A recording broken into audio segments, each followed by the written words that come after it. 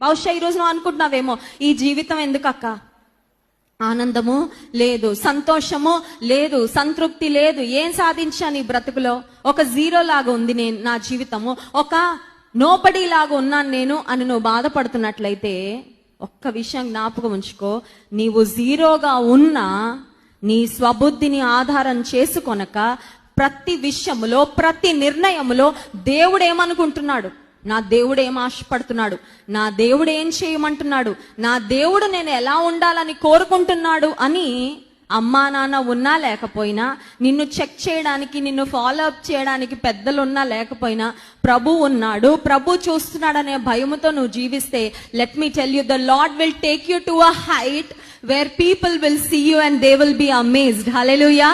ఏ స్థితికి హెచ్చిస్తాడంటే దేవుడు, నిన్ను చూసిన వాళ్ళు ఎవరు కూడా గుర్తుపట్టలేనంతగా దేవుడు ఆశీర్వదిస్తాడు. హల్లెలూయా.